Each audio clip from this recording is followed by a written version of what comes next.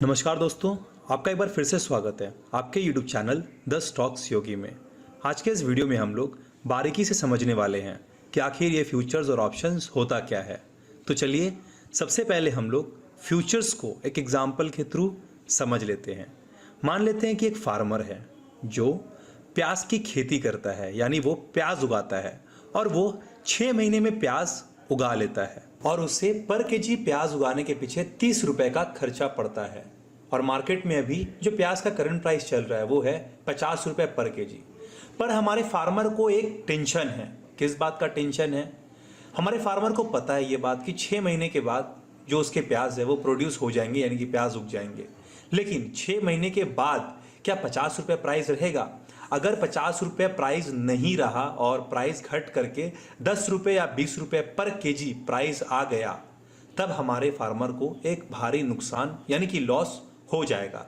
ये सोच सोच करके हमारा फार्मर परेशान है। वो बस इतना सोच रहा है कि कैसे कैसे मैं लॉस से बचूं। तो बहुत सोचने के बाद हमारा फार्मर एक होलसेलर के पास जाता है एक कॉन्ट्रैक्ट लेकर के। वो कॉन्ट्रैक्ट में क्या रहता है? वो होलसेलर को बताता है कि 6 महीने के बाद जो मेरे प्याज है वो उग जाएंगे, यानी कि प्रोड्यूस हो जाएंगे, बेचने लायक हो जाएंगे। तो अभी जो मार्केट में रेट चल रहा है प्याज का वो चल रहा है 50 रुपये पर केजी। और 6 महीने के बाद मैं आऊँगा आपके पास और 6 महीने के बाद आकर के ये 50 रुपये पर केजी में मैं आपको प्याज बेच दूंगा, चाहे 6 महीने के बाद प्याज का दाम बढ़े या फिर कमे। अब ऐसा कॉन्ट्रैक्ट हमारा फार्मर क्यों करता है? वो ऐसा कॉन्ट्रैक्ट इसलिए करता है क्योंकि उसे लगते हैं कि 6 महीने के बाद दाम गिर के 10 रुपये या 20 रुपये प्याज के होने वाले हैं। पर होलसेलर इस कॉन्ट्रैक्ट में क्यों आता है? वो इसलिए आता है क्योंकि होलसेलर को ऐसा लगता है कि 6 महीने के बाद जो प्याज के दाम हैं वो बढ़ के 100 रुपये भी हो सकते हैं पर केजी। इसलिए होलसेलर इसमें आ जाता है। लेकिन एक ऑब्लिगेशन इन दोनों के पास, वो ये है कि 6 महीने के बाद फार्मर को ये सेल करना ही पड़ेगा अपने प्याज को, और 6 महीने के बाद ये होलसेलर को बाई करना ही पड़ेगा। और इस कॉन्ट्रैक्ट को हम लोग बोलते हैं फॉरवर्ड कॉन्ट्रैक्ट। अब ऐसा मानते हैं कि 6 महीने बीत चुके हैं। अब 6 महीने बीतने के बाद जो हमारा ऑनियन का प्राइस था उसमें क्या चेंजेस आ सकता है?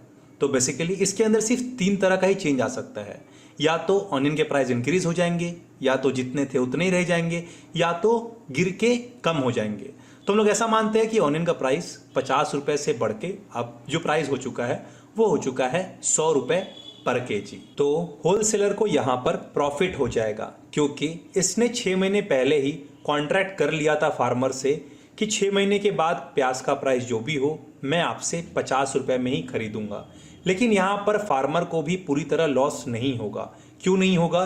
क्योंकि इसने जो कॉन्ट्रैक्ट किया उसमें इसे सिक्योरिटी मिल गई कि प्राइस बढ़े या फिर घटे इसे लॉस नहीं होने वाला है, 50 रुपये में ही ये बेचेगा।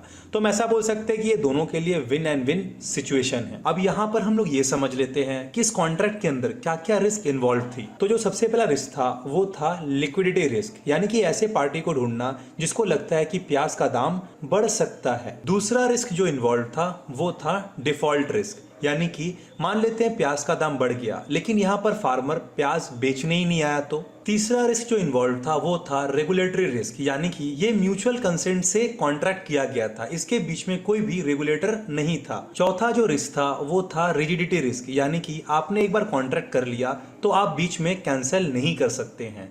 ये सारे रिस्क से ओवरकम करने के लिए हम लोगों ने एक नया कॉन्ट्रैक्ट बनाया जिसको बोलते हैं फ्यूचर कॉन्ट्रैक्ट। तो हम लोग ये कह सकते हैं फ्यूचर कॉन्ट्रैक्ट इम्प्रोवाइजेशन है फॉरवर्ड कॉन्ट्रैक्ट का। तो फॉरवर्ड कॉन्ट्रैक्ट की जो भी रिस्क थी वो यहाँ पे खत्म हो चुकी है। अब यहाँ पर एक्सचेंज इन्वॉल्व है, ये ज्यादा ही स्ट्रक्चर्ड है अगर हम लोग इसे कंपेयर करते हैं फॉरवर्ड कॉन्ट्रैक्ट से। तो स्टैंडर्डाइज्ड है, यानी कि इसके अंदर लॉट्स में काम होता है, ट्रेडेबल है, प्लस रेगुलेटेड है, यानी कि सेबी इसे रेगुलेट करता है। फ्यूचर्स के अंदर कुछ और चीजें हैं जो जानना बहुत ही ज्यादा इंपॉर्टेंट है, जैसे एक्सपायरी एंड कॉन्ट्रैक्ट क्या होता है, लॉट साइज क्या होता है, मार्जिन एंड लिवरेजेस क्या होता है और सेटलमेंट क्या होता है। एक्सपायरी एंड कॉन्ट्रैक्ट को सबसे पहले हम लोग यहाँ पर समझ लेते हैं। बेसिकली 3 तरह की एक्सपायरी होती है फ्यूचर्स में। एक होता है नियर मंथ एक्सपायरी, दूसरा होता है नेक्स्ट मंथ एक्सपायरी और तीसरा होता है far month expiry. Near month expiry को समझ लेते हैं। मान लेते हैं कोई कंपनी है और आपको लगता है उसका शेयर प्राइस ऊपर या फिर नीचे जा सकता है एक महीने के अंदर, तो आप यहां पर नियर मंथ का फ्यूचर बाई या फिर सेल आप यहां पर कर सकते हैं। मान लेते हैं आपको ऐसा लगता है कि किसी कंपनी का शेयर प्राइस ऊपर या फिर नीचे जा सकता है, लेकिन वो एक महीने के अंदर नहीं जाएगा, हो सकता है उसे 2 महीने समय लग जाए। तब आप इस कंडीशन में नेक्स्ट मंथ का एक्सपायरी में फ्यूचर बाई या फिर सेल आप यहां पर इजीली कर सकते हैं। और अगर आपको लगता है कि नहीं, किसी कंपनी का शेयर प्राइस ऊपर या नीचे जाने में उसको और समय लगेगा, हो सकता है 3 महीने भी लग जाए, तो इस कंडीशन में आप फार मंथ के एक्सपायरी के अंदर बाइंग या फिर सेलिंग आप इजीली यहां पर कर सकते हैं।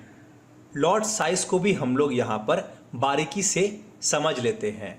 मान लेते हैं कि किसी कंपनी का शेयर्स आपको खरीदना है, तो आप फ्यूचर्स में एक क्वांटिटी नहीं खरीद सकते हैं, या फिर आप बेचना चाहते हैं तो बेच भी नहीं सकते हैं 1 क्वांटिटी। आपको यहां पर लॉट्स में बाई करना पड़ता है। आइए एक एग्जांपल के थ्रू समझ लेते हैं। HDFC बैंक का जो शेयर प्राइस चल रहा है वो चल रहा है 1500 और इसका लॉट साइज है 500 क्वांटिटी, यानी कि आपको मिनिमम 500 क्वांटिटी तो उठाना ही पड़ेगा अगर आप फ्यूचर में बाइंग या फिर सेलिंग करना चाहते हैं। तो चलिए अब हम लोग समझ लेते हैं मार्जिन एंड लिवरेज क्या होता है। जैसे मान लेते हैं HDFC बैंक का जो शेयर प्राइस चल रहा है वो चल रहा है 1500 और उसका क्वांटिटी है 500, यानी कि आपको यहां पर 7,50,000 रुपए पे करने पड़ेंगे अगर आप ये खरीदना चाहते हैं तो। लेकिन अगर आप इसे फ्यूचर्स में खरीदते हैं तो आपको ये 1,25,000 रुपए का ही मिल जाएगा। तो आपको फ्यूचर्स के अंदर मार्जिन बेनिफिट भी देखने को मिलता है। सेटलमेंट को भी बारीकी से यहां पर समझ लेते हैं। मान लेते हैं HDFC बैंक का जो शेयर प्राइस है वो 1500 और 500 क्वांटिटी आपने यहां पर उठाया है, एक लॉट आपने यहां पर खरीदा है। मान लेते हैं 2 दिन के बाद आपका जो शेयर प्राइस है वो HDFC बैंक का शेयर प्राइस हो जाता है 1520 रुपए, यानी कि यहां पर आपको 10,000 रुपए का प्रॉफिट हो रहा है। तो क्या आप यहां पर बुक कर सकते हैं या फिर नहीं कर सकते हैं? तो इसका आंसर है यस, आप यहां पर एग्जिट कर सकते हैं जब भी आपको प्रॉफिट हो रहा हो। और अगर आपको प्रॉफिट बुक करना है या फिर लॉस को बुक करना है तो आप जब चाहे फ्यूचर्स के अंदर एग्जिट कर सकते हैं। हम लोगों ने फ्यूचर्स को तो बारीकी से समझ लिया, अब हम लोग ऑप्शंस को भी बारीकी से समझ लेते हैं। तो ऑप्शंस को भी मैं आपको एक एग्जांपल के थ्रू समझाना चाहूँगा। मान लेते एक फार्मर है और उसके पास एक ज़मीन है और हमारा फार्मर ये ज़मीन बेचना चाहता है। अभी जो करंट मार्केट प्राइस चल रहा है ज़मीन का वो है 10 लाख रुपए। यहीं पर मिस्टर एक्स है और मिस्टर एक्स को एक उड़ते हुए खबर आता है कि हमारे फार्मर के पास जो ज़मीन है उस ज़मीन के पास एक एयरपोर्ट बनने वाला है, और अगर एयरपोर्ट बन जाता है तो फिर लैंड का प्राइस इंक्रीज हो जाएगा। पर हमारे फार्मर जो है वो बहुत ही भोले भाले हैं, उनको ये न्यूज़ का कोई भी खबर नहीं है। पर मिस्टर एक्स जो है वो यहाँ पर कंफ्यूज है। थोड़े कंफ्यूज क्यों है मिस्टर एक्स? क्योंकि उन्हें ऐसा लगता है कि उनके पास जो न्यूज़ आया है अगर वो न्यूज़ फेक निकला तो फिर इन्हें एक भारी नुकसान झेलना पड़ सकता है। 10 लाख रुपए का ज़मीन का वैल्यू अगर न्यूज़ फेक निकला तो 5 लाख या 6 लाख हो सकता है और इन्हें भारी नुकसान हो सकता है। इसलिए मिस्टर एक्स यहाँ पर एक प्रपोज़ल लेकर के आते हैं हमारे फार्मर के पास। अब वो प्रपोज़ल क्या रहता है इसको हम लोग बारीकी से समझ लेते हैं। प्रपोज़ल में ये रहता है कि मिस्टर एक्स हमारे फार्मर को एक नॉन रिफंडेबल अमाउंट पे करेंगे 1 लाख रुपए का, जो उन्हें रिफ़ंड करना ज़रूरत नहीं है। उन्हें 6 महीने का टाइम दिया जाए, वो 6 महीने के बाद आएंगे और आ करके जो डील प्राइस है 10 लाख रुपए उसी में ये ज़मीन खरीद लेंगे। हमारा फार्मर भी इसके लिए रेडी हो जाता है। उसे लगता है अरे वाह, 1 लाख रुपए मिल रहे हैं 6 महीने के समय के बदले, प्लस 6 महीने के बाद तो 10 लाख रुपए और मिल जाएंगे, तो वो भी इसके लिए रेडी हो जाता है। अब हम लोग देख लेते हैं कि 6 महीने बाद क्या सिनेरियोज रहेगा।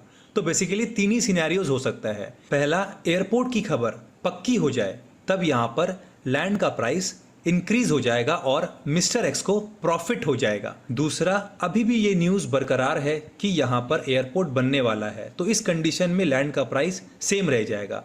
तीसरा, ये न्यूज़ फेक निकल जाएगा और लैंड का प्राइस डिक्रीज हो जाएगा। तो यहाँ पर अगर हम लोग मानते हैं लैंड का प्राइस इंक्रीज हो चुका है, मान लेते हैं 20 लाख रुपए हो गया है, तो इस कंडीशन में मिस्टर एक्स को प्रॉफिट हो जाएगा। तो यहाँ पर 10 लाख रुपए यहाँ पर मिस्टर एक्स को फार्मर को देने पड़ेंगे और 1 लाख रुपए उन्होंने अप फ्रंट फीस पे किया था। यहाँ पर 1 लाख का खुद का इन्वेस्टमेंट था मिस्टर एक्स का यहाँ पर, तो उन्होंने जो टोटल प्रॉफिट कमाया वो है 8 लाख रुपए का, यानी कि 1 लाख लगाए और 8 लाख कमाए, तो यहाँ पर 800% का प्रॉफिट बनाया। अगर सेम रह जाता है यहाँ पे 10 लाख ही रह जाता है प्राइस, तो यहाँ पर मिस्टर एक्स को नुकसान हो जाएगा। उन्होंने जो अपफ्रंट फीस किया है पे, वो लॉस हो जाएगा। और अगर मानते हैं डिक्रीज हो गया, 8 लाख आ गया, तो यहाँ पर मिस्टर एक्स चाहे तो किसी और से खरीद सकते हैं, वो फार्मर से ही क्यों 10 लाख रुपए दे करके जमीन को खरीदे। तो इस कंडीशन में भी उन्होंने जो अपफ्रंट फीस पे किया था फार्मर को, वो लॉस हो जाएगा। यहाँ पर जो हमारा फार्मर था वो था एक ऑप्शन सेलर, और यहाँ पर मिस्टर एक्स थे एक ऑप्शन बायर। यहाँ पर हम लोग ऑप्शन का डेफिनेशन भी समझ लेते हैं। Option is a bilateral contract in which buyer has a right to buy and seller has an obligation to sell an asset. Option contract में बायर के पास राइट होता है बाई करने का। यहाँ पर राइट का मतलब क्या है? यहाँ पर मिस्टर एक्स ने 1 लाख रुपए पे किए थे हमारे फार्मर को कि 6 महीने के बाद वो आएंगे और आ करके ज़मीन 10 लाख में खरीद लेंगे। अब यहाँ पर एयरपोर्ट बनने की खबर मान लेते हैं पक्की हो गई है और ज़मीन का दाम बढ़ के 20 लाख हो गया है, तो यहाँ पर फार्मर ऐसा मिस्टर एक्स को नहीं बोल सकते हैं कि मैं अब आपको ज़मीन नहीं बेचूंगा क्योंकि अब ये 20 लाख का मिल रहा है। ऐसा नहीं बोल सकते हैं। उनको ये ज़मीन 10 लाख में ही बेचना पड़ेगा मिस्टर एक्स को, क्योंकि हमारे फार्मर ने 1 लाख रुपए लिया था मिस्टर एक्स से, यानी कि हमारे फार्मर के पास ऑब्लिगेशन है। अगर मिस्टर एक्स खरीदना चाहते हैं ज़मीन तो हमारे फार्मर को उस रेट में बेचना ही पड़ेगा। लेकिन अगर हम लोग ऐसा सिनेरियो देखते हैं कि ज़मीन का दाम कम गया है, तो फिर मिस्टर एक्स यहाँ पर मना भी कर सकते हैं कि मुझे ये ज़मीन नहीं खरीदनी है। क्यों? क्योंकि मिस्टर एक्स ने 1 लाख रुपीस का अपफ्रंट फीस पे किया था हमारे फार्मर को। तो बायर के पास राइट होता है, अगर वो चाहे तो खरीद सकता है, अगर वो चाहे तो मना कर सकता है। लेकिन सेलर के पास ऑब्लिगेशन होता है, उसे वो बेचना ही पड़ेगा। मिस्टर एक्स ऑप्शन बायर थे और वो एक ही कंडीशन में जीत रहे थे, जब लैंड का प्राइस बढ़ेगा, यानी कि उनके जीतने का परसेंटेज था 33.33%। लेकिन हमारा फार्मर यहाँ पे 2 कंडीशन में जीत रहा था, जब यहाँ पर लैंड का प्राइस सेम रह जाए या फिर यहाँ पर लैंड का प्राइस डिक्रीज हो जाए, यानी कि एक ऑप्शन सेलर के जीतने का चांसेस होता है 66.66%। उम्मीद करता हूँ आपको फ्यूचर्स एंड ऑप्शंस बारीकी से समझ आ गया होगा। अगर आपको वीडियो अच्छा लगा है तो चैनल को सब्सक्राइब ज़रूर कर लें। Thank you.